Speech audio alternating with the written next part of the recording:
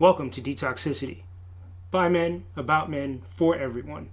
This is a podcast that's attempting to remix the narrative around masculinity, and I thank you for listening and supporting. If you're new to the podcast, I hope you check out the archive, which contains over 150 episodes. I'm always happy when someone reaches out with a friendly word or constructive criticism, so never hesitate to hit me up either via IG at DetoxPodGuy or via email, detoxpod@gmail.com. You can also contact me if you're interested in being a guest on the show or if you know someone who might be a good guest for the show. There's also a Detoxicity Patreon. Patrons get episodes 1 week early, plus I will mail you a cool DetoxPod fridge magnet. Go to bit.ly/DetoxPodPlus to find out more. Oh, one more thing. Late last year, I completed my certification courses, and I am now a life and relationship coach. I'm taking clients. Go to mike-joseph.com and book a free consultation. Thanks for listening. I really do appreciate you. A lot of the last few episodes of Detoxicity have found me going backwards, kind of, and revisiting stories of guests that have appeared previously on the show. It's always nice to welcome people back, and it's always nice to catch up on what's going on in their lives since they recorded the last episode that they recorded. This is another one of those episodes. My guest is John Hill, who first appeared in episode 128. Without taking a look, I would say that was probably about 2 years ago, December of 2022. So yeah, 2 years, 2 months. Anyway, without going into that level of specifics, John and I met probably about 15 years ago, back in the days when social media was good. And we developed a friendship from there that has lasted to this day. John has certainly undergone his share of life changes, and he talks about a lot of those during the episode. One big thing that he talks about is his body journey, specific to lifting and bodybuilding and entering a bodybuilding competition for the first time, which is, something I'll never do, but good for him that he did it. We also talk about, can't help but talk about the current political climate and how that manifests itself in our relationships. We talk about the evolution of social media. We talk about how our musical tastes have evolved over time. We talk about financial support. We talk about all sorts of different things. And John also, which I think he did in the last episode too, tries to sell me on Denver, which is where he is currently living. Anyway, enough of me talking. Listen to John. It's a great episode. Hope you enjoy it. My name is John Hill. I am in my mid-50s. I live in Denver, Colorado with my husband and 2 dogs. By day, I am a product manager for a learning platform. In my off time, I am a amateur bodybuilder. I am a music nerd. I am a dog dad, which is a big chunk of my life. And in previous lives, I've been a DJ. I've been a record store manager. I have been a music blogger, which is where you and I first met. That is correct. And yeah, and I'm cold because it's 14 degrees in Denver right now. So Right on. Not a good time for me to visit. no, but we will get you out here. Yes, indeed.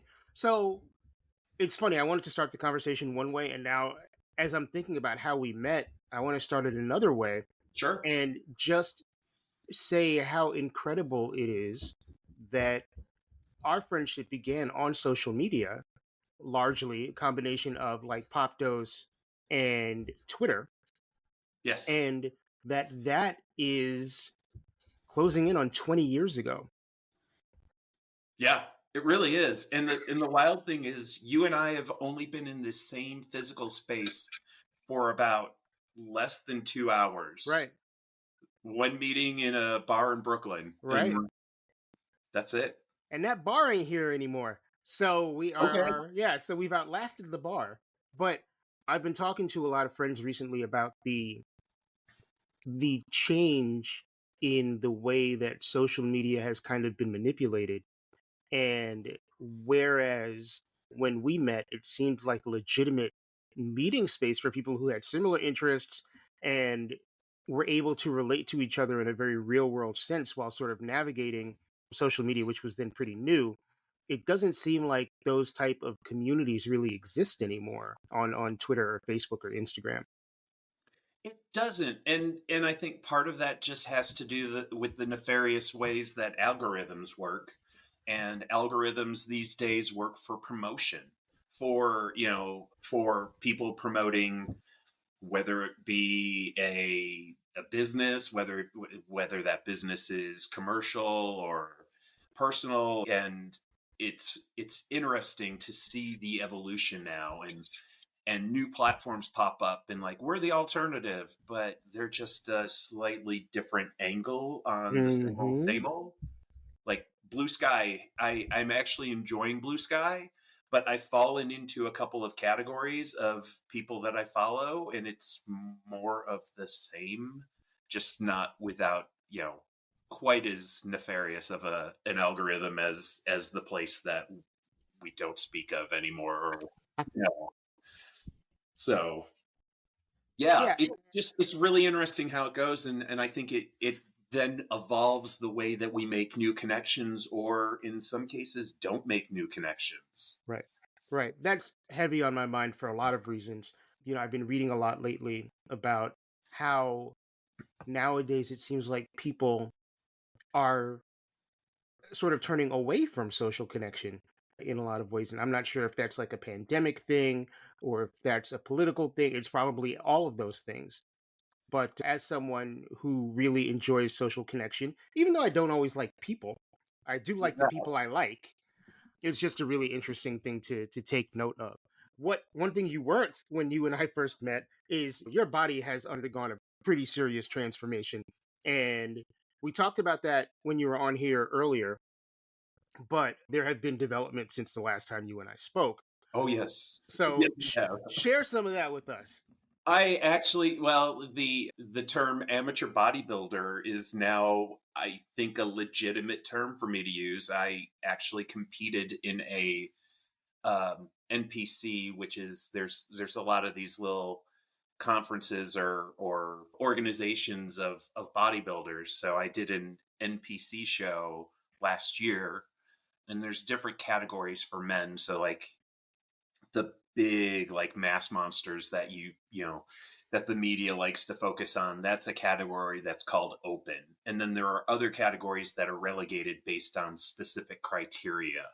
And I did one that's called men's physique, which in a lot of ways is kind of an entry into bodybuilding from a competition standpoint. The whole idea there is more that, men's fitness or men's health cover model aesthetics. So you want somebody that has kind of a V taper, like broad chest and shoulders, narrow waist, decent legs, as opposed to some of the other categories, which are really about how much muscle can we stack on the human body.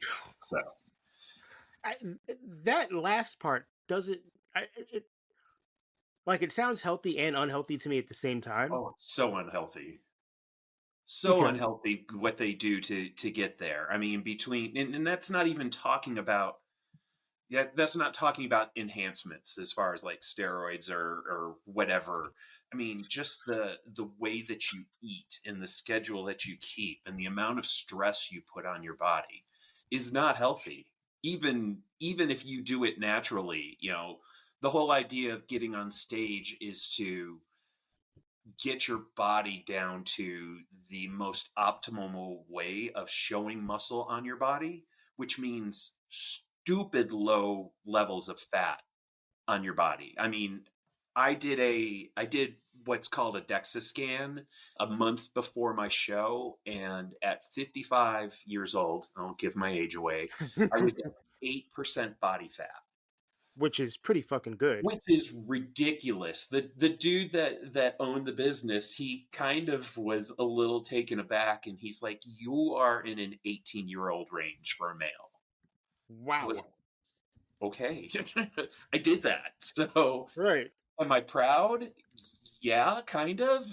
Was I miserable? Yeah, a lot. So, but Yeah. but very much proud of the achievement and proud of what I did. Do I feel like I need to get up on a stage and show it off on a regular basis to be proud of it? No. Right. And just for comparison's sake, I'm reading from very well health, and the average body fat percentage for an adult male between the ages of 40 and 59 years old is 28.6%. Yeah. So, But average and healthy are two different things. oh, right, of People course. are clearly still in a crisis from a health standpoint. People just are not, more often than not taking care of themselves. I mean, the levels of overweight and obese people in the United States is just, I mean, it's not great. It's not good at all. So And that's a really interesting thing to bring up too, just because, like, I live in New York City, and a joke that people make is that there are no obese people in New York because we have to walk everywhere. And I do notice when I go into other parts of the country, there does seem to be more of a, there's a bigger percentage of people who would appear to be heavier. And that's, I mean, there are clearly obese people in New York City. I've known some of them. I've been one of them in the past. But I do think there's something about the lifestyle of not having to get into a car to do everything sure. that puts you in somewhat better shape. Yeah. I mean, I remember this was easily 10 years ago, reading Men's Health, and they had a list of like the 10 unhealthiest cities. And I just happened to be going to Houston for work, and Houston was like right up there. And I just remember being in the airport and seeing the number of dudes my age with just like the bellies just fully hanging over belts, and Right. and I live in Colorado, which regularly comes up as one of the fittest states in the country. All that And that's hiking. because of the hiking, the skiing, the kayaking, all of the outdoor activities that this state in many ways is more geared for, opposed to other states. I mean, people move here because of the outdoors. That's one Right. of the reasons people come here. So, yeah, I mean, that's to be expected, but people do take better care of themselves here, I've found, but it's not some type of fitness paradise either. I mean, it's every place has its good and its bad. So, Right. we just because of geography and because of development, we have pretty crappy air quality here. And a lot of people don't realize that the combination of elevation plus being up against a mountain range and the regular exhaust and the output of industry and vehicles and just day-to-day living creates a situation where we regularly have pretty poor air quality, especially during the summer. So Interesting. Interesting. yeah. So, being in your first competition, like, what did that feel like? What, I'm assuming you were nervous leading up to it. I was. And so just to give a little context, at the beginning of last year, I was reading a book called The Comfort Crisis. And The Comfort Crisis built off of the premise that we evolved as a species because of constant crisis. Hmm. There were constantly things that were challenging us, and we had to evolve as a species in order to survive. Like the ability to run developed because we needed to be able to hunt, to be able to find food sources and to survive, or just run away from, sometimes we're the predator and sometimes we're the Were the prey, prey. Right. and running comes in handy for both of those. So that type of evolution occurred because of that, and we've gotten to the point where we can keep ourselves in a bubble of security and safety on the regular, and no there are no expectations that you have a physical requirement on you to stay alive. You know what Right. I mean? I mean, so that kind of, it resonated with me that I hadn't really done anything that had challenged me in quite a while. And the last time we talked, I was lifting. And I was doing it more just to better myself and to just the move to Dallas and being miserable and taking comfort in one of the few good things I found in Dallas, which was food. great Southern cooking was Mm-hmm. available. So I took that, and then and I was working with a coach at the time who had nudged me a few times, and he said, "You're just making such great progress. It might be cool to take on getting on stage and doing that." And I'd considered it once before, and I had a shoulder, a rotator cuff tear that ended up putting me into physical therapy for a bit. I didn't need surgery, thankfully, but Ooh. I spent a while like really babying my, you know, shoulder and doing PT to kind of build up the muscle around it so that I could continue to work through it without having to worry about surgery. But at that point, it was the beginning of January last year, and I knew of a show that was going to be in July, and I thought 6 months would be a way that I could get ready for it without like a crash diet or anything like that. I could do it gradually because I still have to, I have a life that I have to live. I have people and animals that I have to fend for and Of course. earn a living to keep a roof over our head and that. Um, so yeah, I spent from the beginning of January last year to July 13th was the show of just being really regimented as far as diet, regimented as far as workouts. I was regularly practicing posing routines and working with a posing coach. I was like, if I do this, I want to do it right. Yeah. And I did it. So It Once you got the idea in your head that you were going to do it and you committed to do it, was there ever a point when you were like, "Why am I doing this?" yes, And what kept you unequivocally. moving? And you know, it was there were multiple challenges through the that 6 months, and there was a point where I was like, why am I putting myself through this? I don't need this to survive. I don't need this for career advancement. I'm spending money. I'm not making money on Right, this. So, right. yeah, and by the way, bodybuilding is super expensive. It is not a poor man's sport. It is not at I all. mean, is Yeah. that like due to hiring people, or what's the big expense? Well, yeah, I mean, if you've got a coach, you're spending for that. You're eating clean, which unfortunately in our society means you're spending more money at the grocery store. Yep. You're paying for gym membership. You're not just paying for gym membership, but you're also paying like, when I travel for work or whatever, I've got to buy a guest pass for a gym in whatever city I'm going to. Mm, Even though I wasn't, taking steroids or anything like that, there's still supplements that I'm taking to make sure my body is staying healthy. So yeah, not a cheap endeavor at all, but I'm fortunate, I'm blessed that I have the means that I can pick up a hobby like that, and it's not going to break the bank, but it's also not cheap. I mean, every category that I entered for this competition, I ended up entering 4 categories, which in hindsight was stupid for my first show, but each category was $135 entry. wow. So Yeah. that's doing math. That's $540, Yeah. which is not cheap. No, it's not.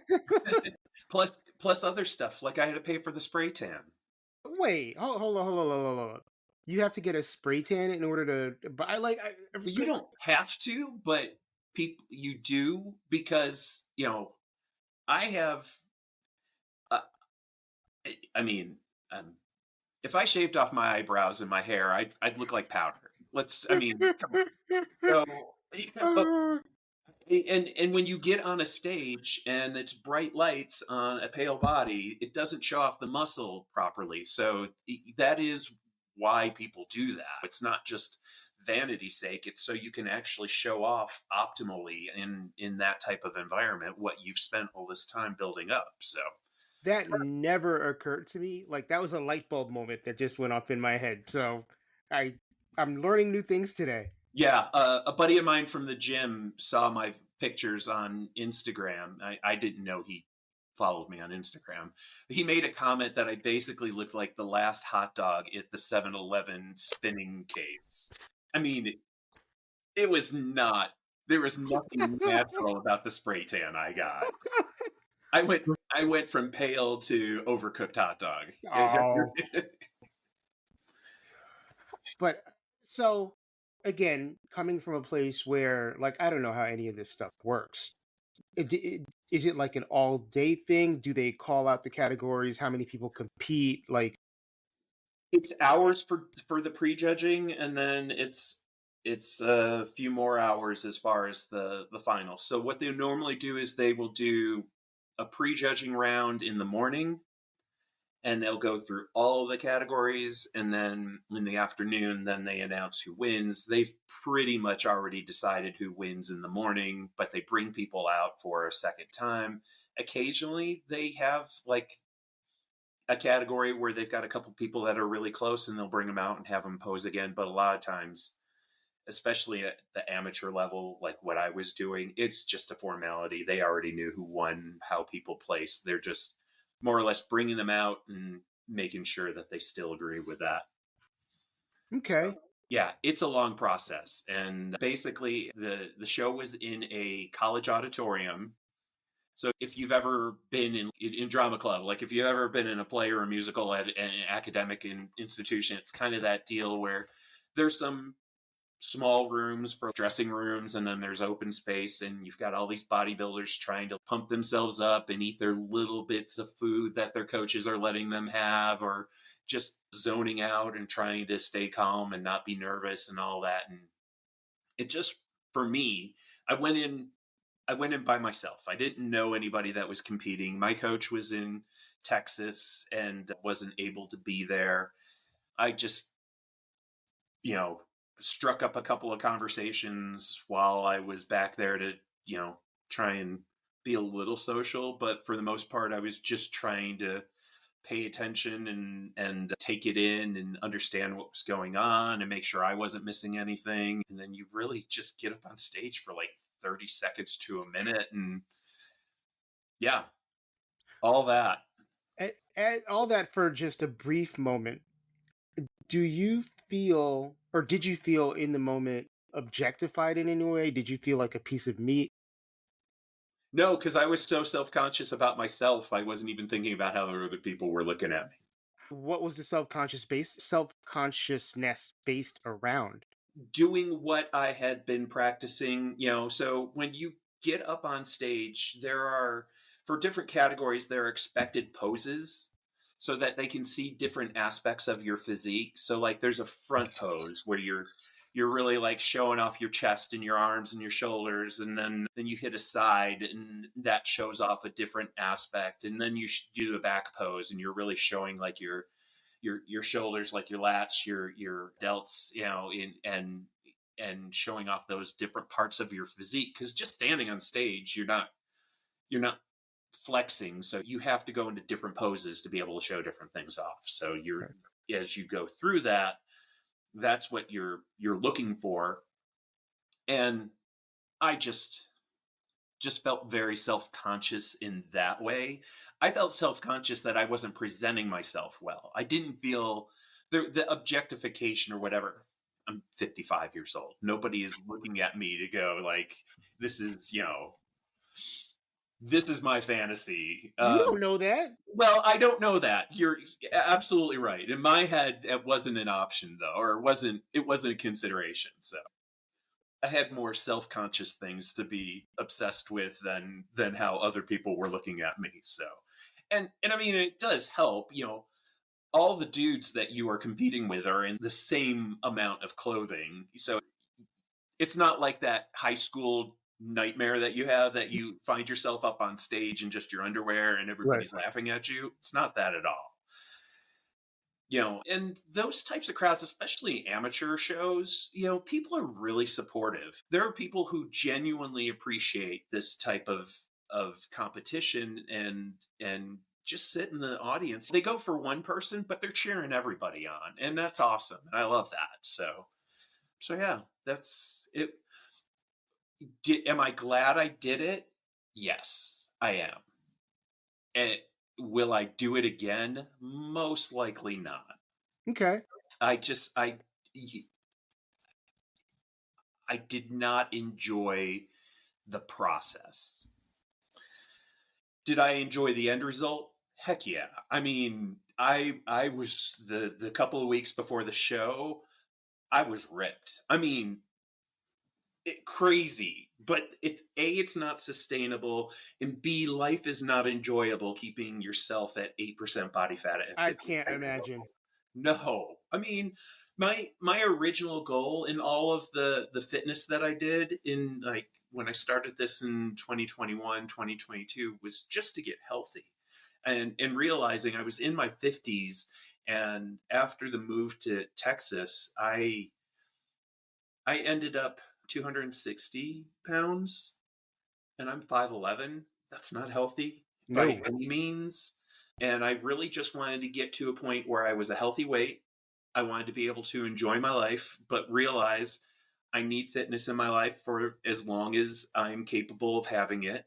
But I wanted to be able to eat. I wanted to be able to enjoy an occasional fried chicken meal or something like that. But I wanted to do it in a way where one meal was not going to impact my health.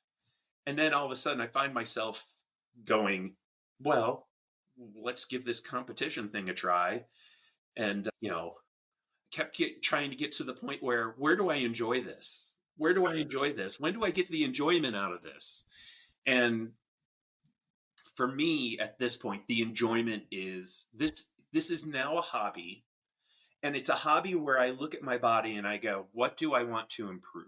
What, how there's everybody, I think, has a thought about what their ideal body shape or composition is. Sure. And for me, I actually, by going through the show, got feedback on areas of my body that are really great and areas that I can improve on. So now I'm looking at that as, this is very expensive feedback that I got to tell me where I take this hobby. So I'm working with a different coach now who's local here in Denver. We competed in the same category. I knew of him from online. I actually got to meet him at the show, and we're now working together, and he's helping guide me through that. So That's awesome. I'm glad that you had that experience. It sounds a bit daunting. And, I also appreciate that you had the presence of mind to be like, I'm going to do this once and then never do it again, or most likely not do it again. yeah, I won't never say never. It wasn't so miserable that I've like drawn a line in the sand and said I will never do it again. But I think if I were to do it again, I'd remove some of the self-consciousness. I also know where I could have improved in the process and where I was too hard on myself. And I think I would be able to moderate those, but I'm going to need some distance. I would not compete this year. Right. That's natural, I feel. Yeah. We keep talking about aging, and, you're in your mid 50s. I will be 50 in about 16 months. I spent last night with a friend who was celebrating his 50th birthday. And this guy, my friend Adam, like you, like me, is a big pop culture music guy. And all of his friends are big pop culture music, mostly guys. And we're all kind of about the same age. And a discussion that came up was, hey, it's 2025. How do we fit in the grand scheme of pop culture? And the conversation was mostly centered around music consumption and whether we want to be plugged into new music, whether it's important to us to be plugged into new music, whether we just want to sit back and listen to the same old shit we've been listening to for decades. And there were varying opinions about all of that. And I know you are a pop culture junkie. And, you know, with media and the way that we consume media so much different than it used to be, do you struggle with like wanting to be on top of things and not being on top of things, or even caring about being on top of things anymore? Really hard question to answer for me. I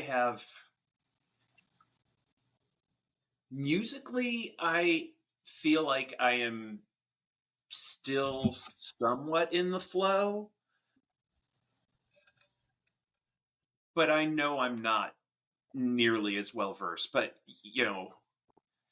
like I mentioned at the top, I used to manage record stores. You had no choice but to be in the loop. And the ways that I kept in the loop when I did that, I continued to follow on even after I got out of music retail in 2001.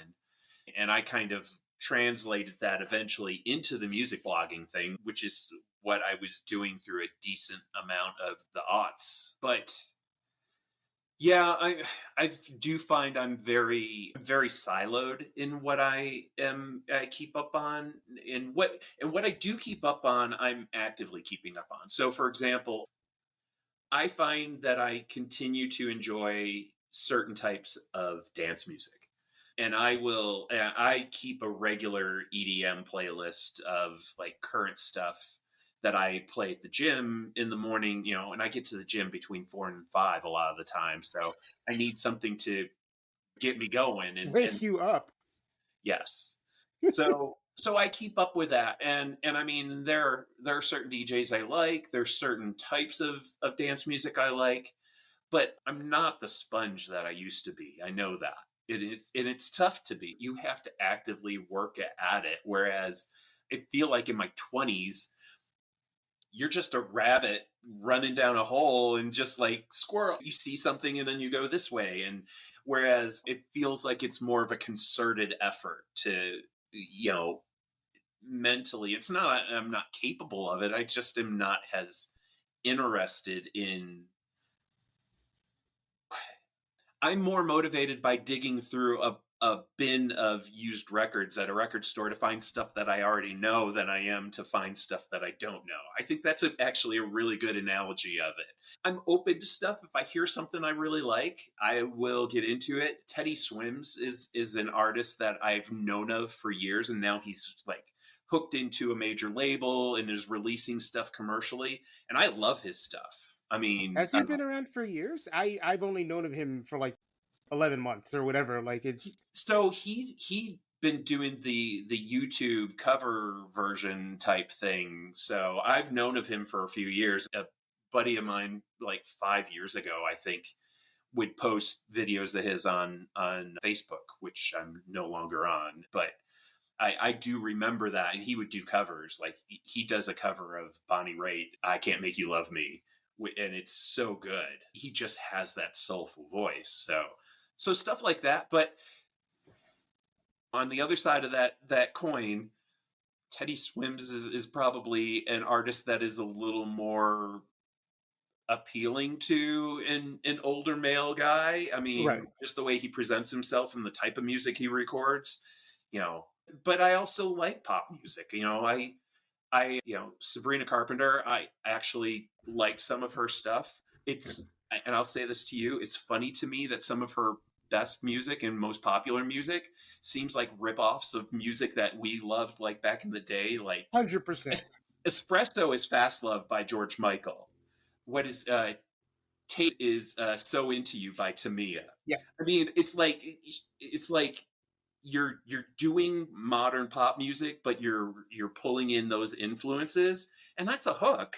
And it's a smart hook because it expands. The younger crowd likes the Sabrina Carpenter persona, the way she presents herself, her lyrical content. I can appreciate the music Right. as well as the lyrics to a certain extent. So Yeah, that was an interesting thing for me when I heard Espresso for the first time. And I was like, I really like this song. Who is this?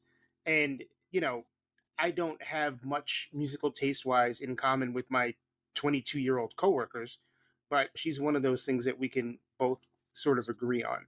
yeah.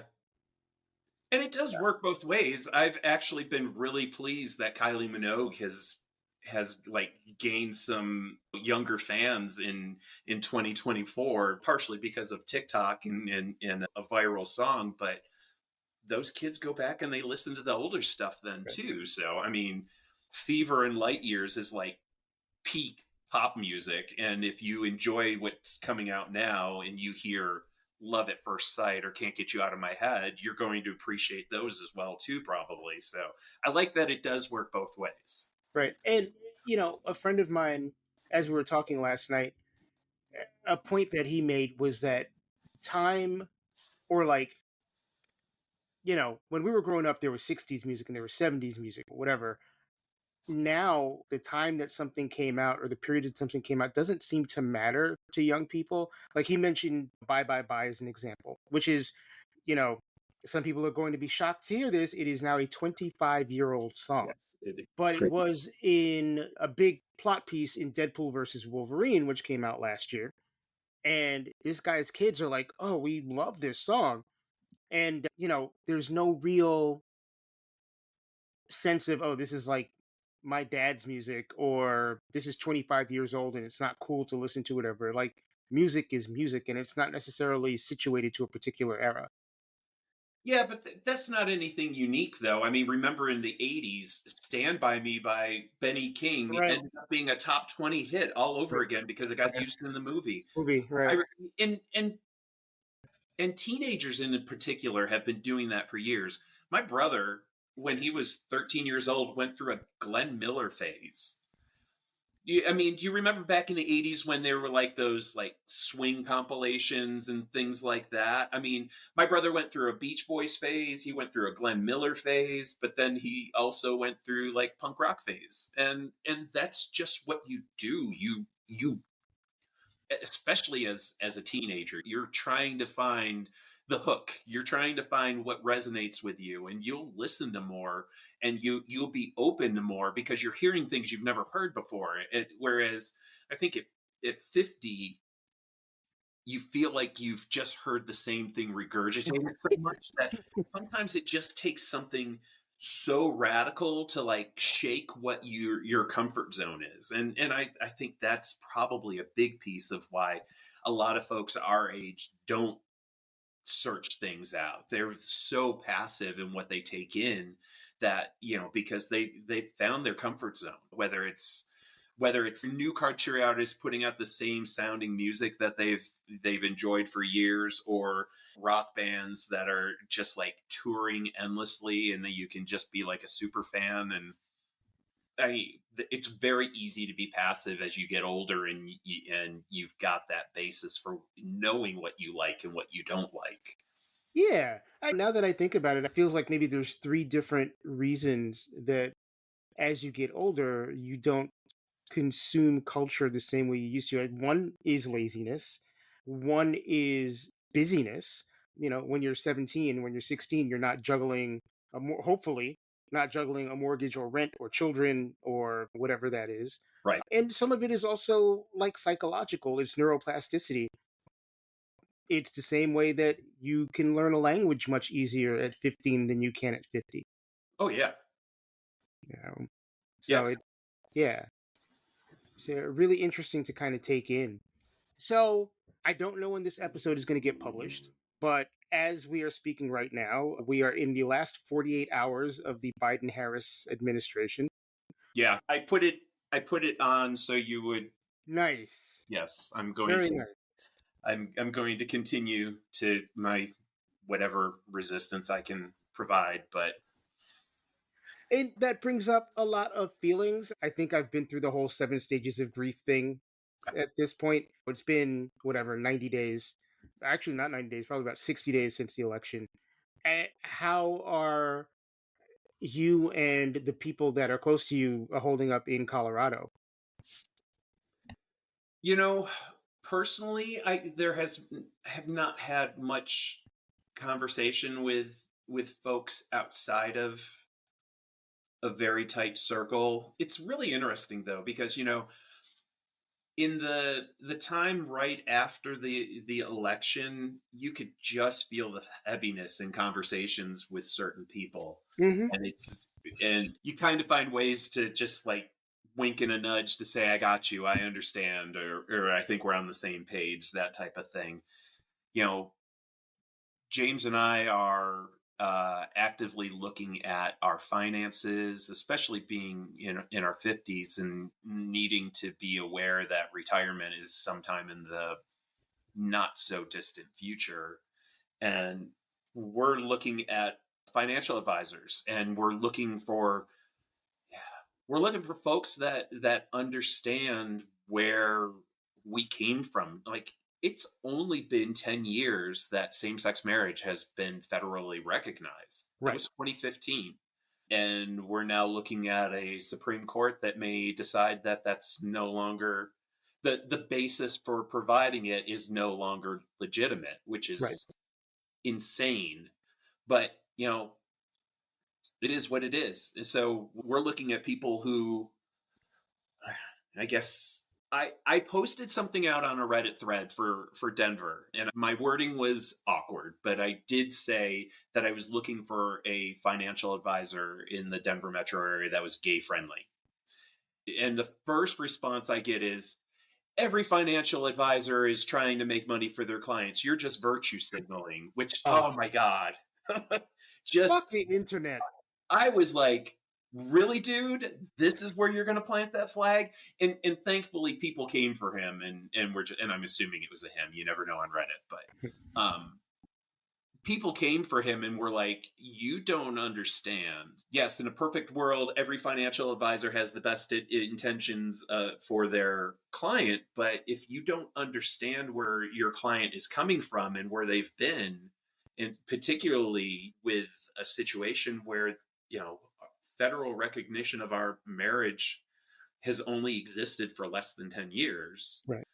we have to be able to plan for our finances in a way that will accommodate a weird juxtaposition where Colorado has, in this past election, fully removed the constitutional ban on same-sex marriage that was implemented in, I think, right around 2000 into the state constitution. It's not going anywhere in Colorado. We will continue to be recognized as a married couple, not civil partnerships or anything like that. We will be married in Colorado. But we're going to have to potentially, if things go the way that I fear that they're going to go, we're going to be two separate individuals, unrelated in the eyes of the federal government. And we have to be able to plan that. So Right. the uncertainty right now is really frustrating.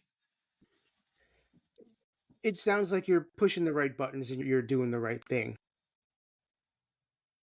It's Uh, all guessing, honestly. I mean, yeah. and we may be completely surprised.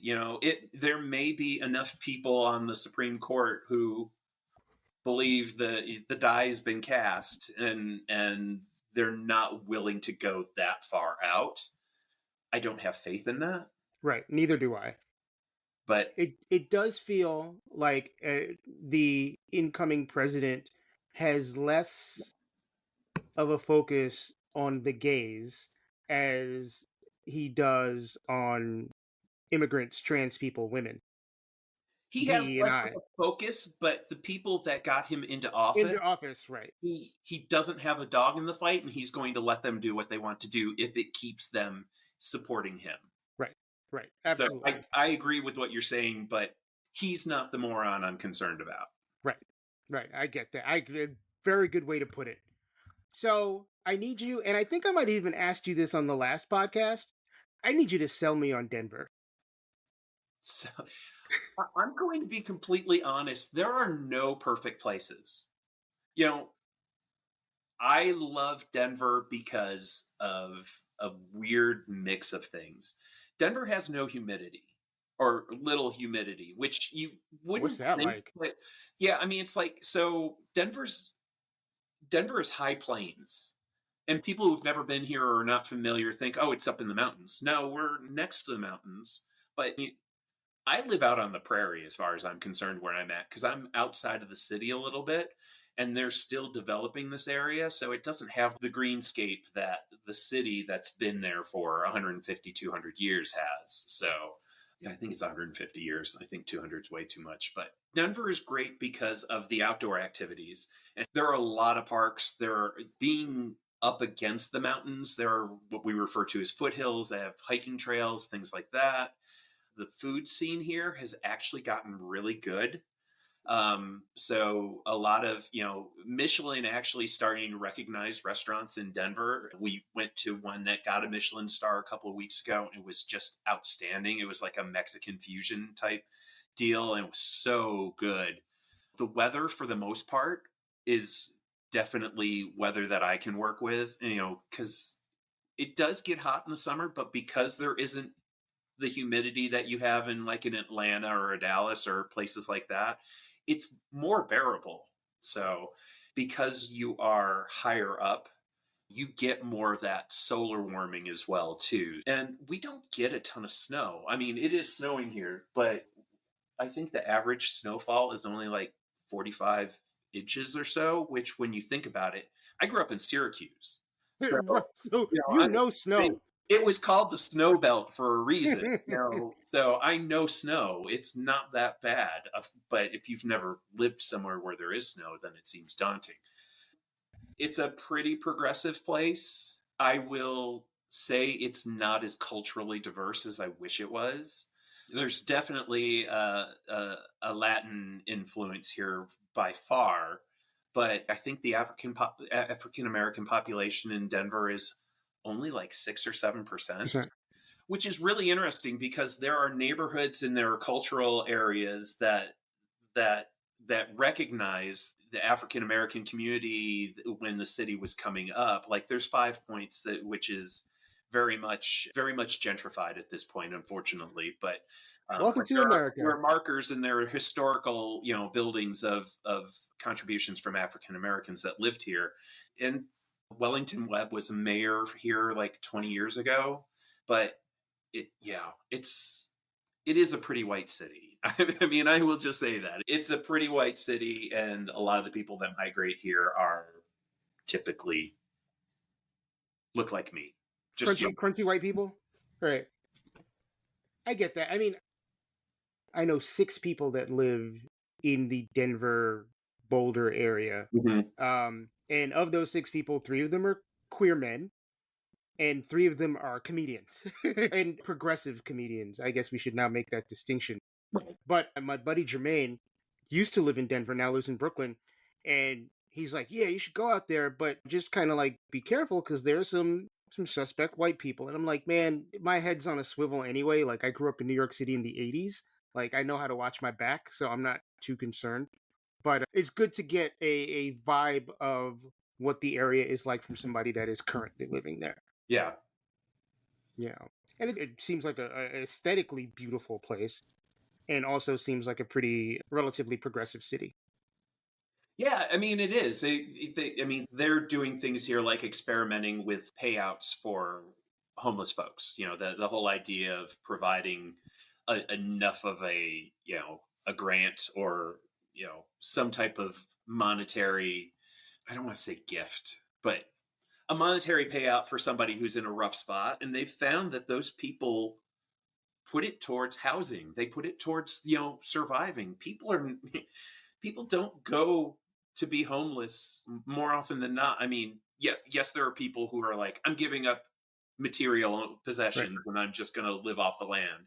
But people who end up homeless in a city, that's not something you choose to do. I don't choose to spend 10 hours a day by a bus stop hoping that people will give me money. Seriously. So I'm glad that there are those conversations here. I do feel like sometimes things operate in a bubble, though. When you get around like-minded people and this hive mind, and I know you kind of, this probably resonates with you. I hate that hive mind thing. Now Me too. you can have very similar values, very similar morals, very similar respect for people, or I guess lack of respect for people, but you can disagree on how you get to things. And I do feel like sometimes there are groups of people within a progressive city, just like there are within a conservative city, that are so lockstep on, this is what we have to do, and we have to do radical things. And humans are not built that way. Right. Humans are not built to just overnight. Some people may already be aligned, but some people are going to have to turn 180 degrees to align with that. And you've got to find common ground. But you also have to find common ground in a way that doesn't endanger or hurt or leave people behind. So I think that's a struggle here, because just like you look at Congress and you have moderates on the left and then you have radicals on the left. I shouldn't say radicals, but you have people that are more extreme in their left leaning perspective on the world. And sometimes those are the people that they're the loudest because they have to work harder to get their word out there. So I wish there was more of a dialogue going on to go, here's the baseline. We can't hurt anybody. We can't put anybody in a bad spot, but how do we move forward from here? And I think that's something that I see here that I wish there was a little more dialogue on. I see it in my networks here too, and I've been thinking about that a lot lately, particularly in terms of folks who are super far left. And it's like, great, I appreciate your politics, but you gotta make room for people to evolve into whatever they're going to evolve into. And it feels like there's a very hard, and I've been guilty of this too, a very hard sense of, if you don't agree with every single point, then I'm going to cancel you. And that's not the way that anything changes or anything positive happens in this world. You don't just throw people out when they have a disagreement with you. You don't label them as whatever. You have to understand nuance and context and people learning and all this other stuff. And I want more of those discussions to happen where everybody feels welcome to disagree and do so in a way that is still respectful. Yeah.